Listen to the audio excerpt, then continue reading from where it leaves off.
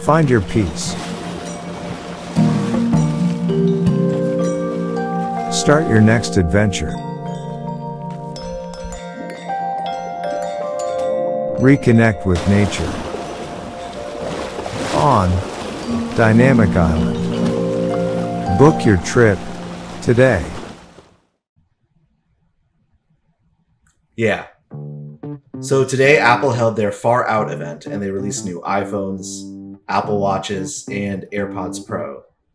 And there's a lot of really cool stuff. And then there's some weird naming conventions, but let's talk about it. So first, roll intro.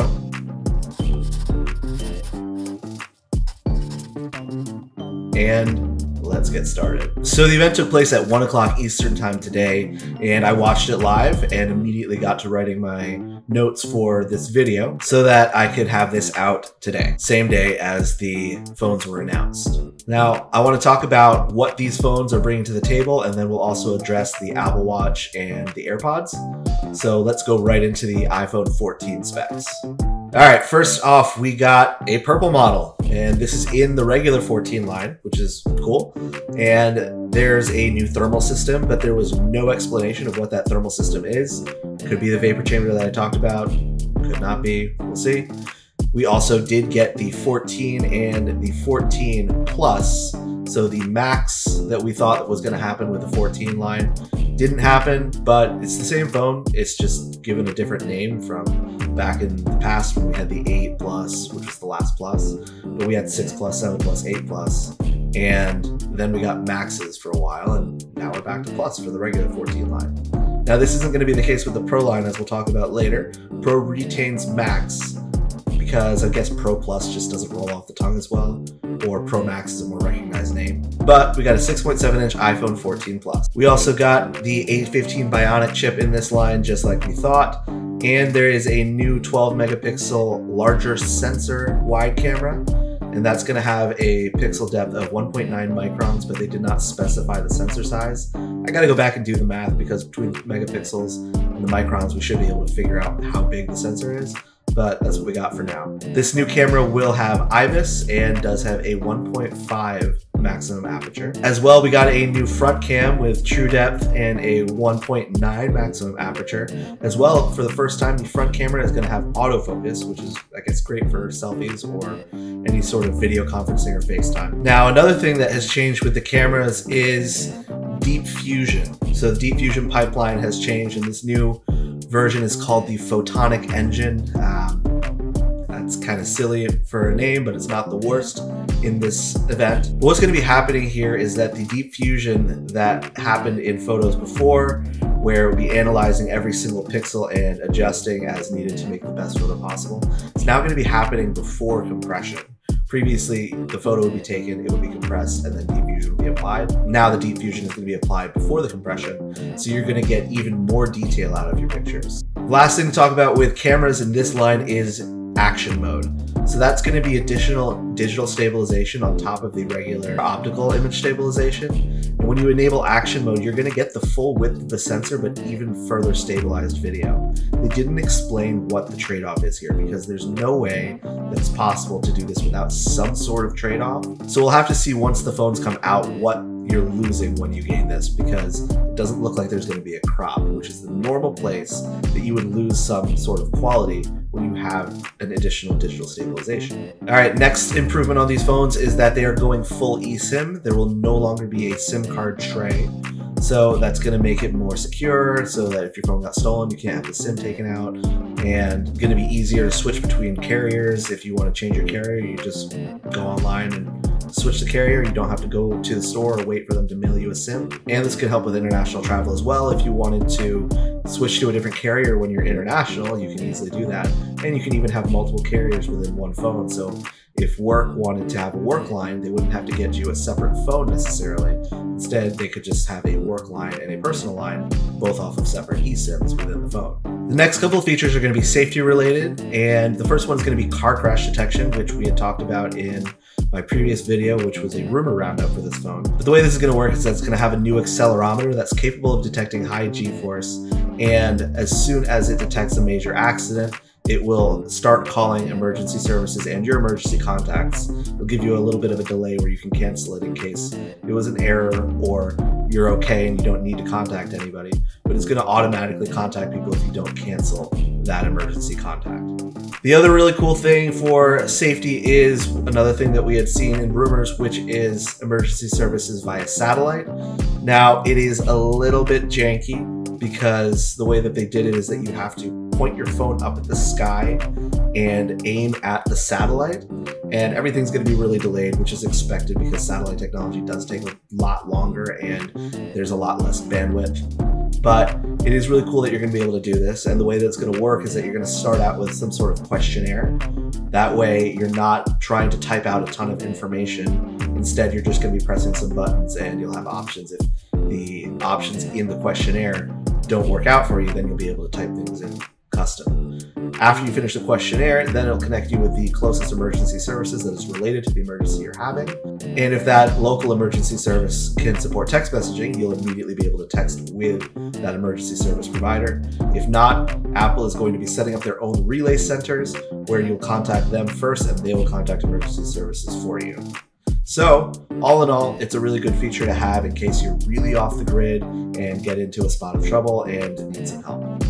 Now, there's one weird thing that I heard at the end, but I wasn't sure if I heard it right. It sounded like they said that the satellite emergency features are going to be free for 2 years, and then they kind of just moved on. Maybe I misheard it, I'm not sure, but I just wanted to make sure that I put that out there in case that is what I heard correctly. And then these phones are going to be coming in at $799 for the regular 14 and $899 for the 14 Plus. All right, next up, we're going to be talking about the Pro line. So, as rumored, we did get a purple iPhone 14 Pro and Pro Max, and this is a deeper purple than you're going to get with the iPhone 14 and 14 Plus. Now, the frame is still stainless. We didn't get that titanium frame that was rumored, but it's still a really beautiful looking phone. And here is where the titles start to get really annoying. So, there is no longer a notch, and instead there is a pill cutout, which is what we had thought, although this isn't a sideways eye-shaped pill cutout. This is just a single pill, so it's actually going to be longer. And they're calling it Dynamic Island. Let me explain. So the pill cutout is going to expand as you have certain action items or notifications or things that are passively happening on your phone in the background. And that's really cool. It's going to become like a part of the interface rather than just being an annoyance that's in the way of the display.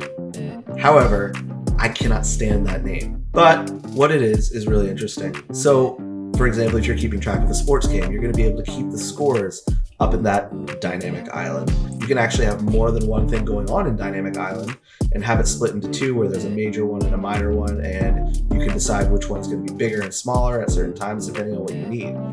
It's a really interesting feature. I just don't understand the name. All right, moving on. So they've improved the brightness on the display. Now it maxes out at 1600 nits regular and 2000 nits outdoor. This is really going to make it like a mini Pro Display XDR because it still has the promotion that it had in the iPhone 13 Pro. But now we're adding that extra brightness that really brings it up on par with that really nice Pro Display XDR. Another improvement to the display is that it is going to be an always-on display. It's not going to go full dark with just a white time and a little notification icon. It's actually going to dim your wallpaper, but retain certain features like skin tones if you have a person in the photo. So that's going to be really cool. We'll see how it does on battery life versus regular always-on displays, which really go pretty dark.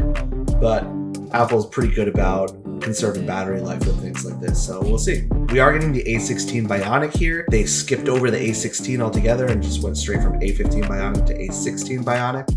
And this is going to be the first chip that is built on a 4nm process for Apple. There is word of TSMC's 3nm process coming up soon, but this is good to have for now. And this is going to be coming in with a 6-core CPU and a 5-core GPU. So actually below the 2020 M1 chips that we've had for a while, but I'm not sure that a phone could really handle the heat of those chips yet anyway, until we go down to that 3nm process. All right, the last big thing with this phone is cameras, and there's a lot to talk about here. We did get that 48 megapixel sensor, and it's using a quad pixel array where it's going to be grouping pixels into groups of 4 so that your final output is still going to be a 12 megapixel photo. The other thing that you're going to be able to do with that 48 megapixels is that there's now going to be a full 12 megapixel crop where you get a 2x telephoto. So now we have 0.5, 1x, 2x, and 3x. And you can also shoot ProRAW at the full 48 megapixels without it grouping the pixels. So if you want to have a really high megapixel image that you can still blow up, that's what the ProRAW is going to be for. This camera is also going to have the second generation of Apple's in-body image stabilization, as well as the ability to use the full sensor for autofocus, which is nice. We're also getting what is supposed to be an improved ultra-wide camera here, but it looks like the minimum aperture has actually gone up to 2.2. Maybe I misread the previous one, but I'm pretty sure that is not technically an improvement. But the other thing that we're going to get here is cinematic mode that is now going to be capable of 4K. Previously, it was only capable of 1080, and that's going to be going up to 30p, but you can also shoot it at 24, which is great because it's cinematic, and cinematic things are shot at 24, not 30. The iPhone 14 Pro is going to be $999 for a 128 gigabyte model, and the iPhone 14 Pro Max is going to be $1099 for that 128 gigabyte model. So same prices as last generation and the generation before that. So that's all the major features of the new iPhones. I don't know if this is going to be enough for people that have the 13 series to upgrade. If you have the 13, the 14 Pro is a pretty major upgrade, but if you have the 13 Pro, 14 Pro isn't huge. There's a lot of cool stuff, but it's not a major upgrade. If you have anything before the 13 line, now is the time to upgrade unless you want to hold out for next year to get USB-C. Next up, we got 3 new Apple Watches. I'll start with the Apple Watch Series 8. Now, we did get the body temperature sensor, but it's not what we thought it was for. The body temperature sensor is primarily used for the post-tracking of ovulation. So it's not really going to be useful for me, I guess. I'm not sure if in future updates they will be able to use that same sensor for other things, but it's interesting that they're really focused on cycle tracking for women and knowing your fertility and other things like that. The sensor is actually going to be 2 sensors. One of them is going to be right beneath the display, and one of them is going to be on the bottom of the watch directly on your skin. The other feature brought to the Series 8 is car crash detection, just like in the iPhones. It's going to have that same high-G's accelerometer and be able to make those contacts for you if needed. Last thing here is that the Apple Watch is finally getting a low power mode, increasing your 18-hour battery life to something like 30 hours. And the Apple Watch Series 8 is going to have the new S8 chip. As well, there is a new Apple Watch SE, which is going to get the same chip and the same accelerometer and all of the same features except for body temperature detection. Now, the differences here apart from that is that the regular Apple Watch is going to be available in aluminum or stainless steel and has its different variants like Nike and Hermes, whereas the Apple Watch SE is going to be cased in aluminum but have a nylon back that matches the aluminum, so it's going to be a little bit cheaper build there. As far as price goes, the regular Apple Watch is going to be $399 for GPS or $499 for cellular, whereas the Apple Watch SE will be $249 for GPS and $299 for cellular. So I would say the Apple Watch SE, if you are a man or if you don't care about the body temperature sensor, that's the way to go. Maybe I missed something there, but I'm pretty sure the SE is going to fit the bill for the majority of people because it wouldn't work for all men and then all women who don't care about the sensor. Lastly, we got another weird name, and that's the Apple Watch Ultra. So we didn't get an Apple Watch Pro, but we got that same watch just as an Ultra because MacBook Pro, iPhone Pro, AirPods Pro, iPad Pro, Apple Watch Ultra. Makes sense, right? Yeah, it's great. Now this Ultra is coming with the titanium case, the flat sapphire crystal, and it's actually going to be 49 millimeters instead of 47 millimeters. So this is a chunky watch.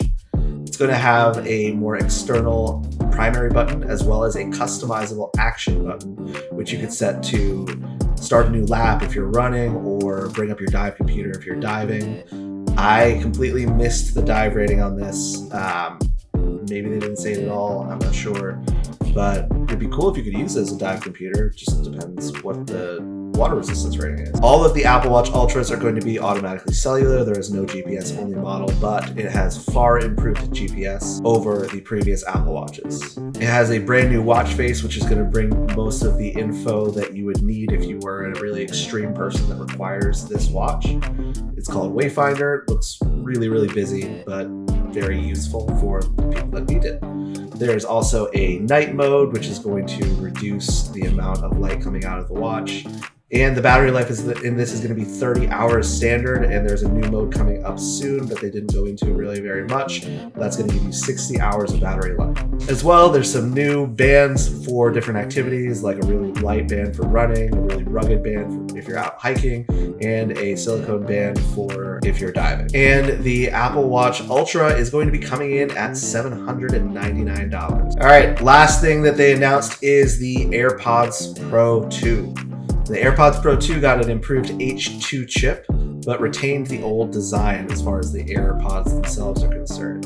The case did get a little speaker, so now when you lose your AirPods case, you'll be able to play a little sound, and it's also going to play a sound when you're low on battery or when you're paired. That's really all that speaker is useful for. You're not going to really want to do anything else with it. It's also going to have a low distortion audio driver and improved active noise cancellation, giving you up to 2 times the noise cancellation apparently. And now the transparency mode is called adaptive transparency mode, where it's going to be able to filter out really loud repetitive noises, like things that you would hear in a city, traffic, things like that, while still being able to be transparent for important things like conversations or someone trying to get your attention. They have improved the battery life to 6 hours on one charge for the headphones themselves, and up to 30 hours with the multiple charges that you get from the case. As well, there's a really cool feature where there's now a haptic slider on the inside of the tips, which is going to give you volume control directly on the AirPods themselves. Lastly, they're now shipping with 4 earbud tips, so there will now be an extra small size, so even more people can wear these headphones. And it can charge now with a regular charger, any Qi wireless charger, your MagSafe charger, or even your Apple Watch charger. And the AirPods Pro is still going to be coming in at $249. So that's everything for this video. If you enjoyed it, please like, share, and subscribe. If you enjoy the Apple content, that's what's really going to help me decide whether I continue to do this. If you guys like the video, then I'll know that you like this content and I'll keep making more of this. If you have any comments, questions, or suggestions, please leave them down below and we can start a conversation. If you watched the event, I'd like to hear what your thoughts were on it. I thought that it was well produced as always, although I really don't like how many times they keep handing things off. It's like CEO hands off to head of department, hands off to somebody in marketing or somebody who helped develop it. It really could all just be 1 or 2 people, but because they're doing it pre-recorded, they have that ability to bring in a lot of different people. All right, have a great one.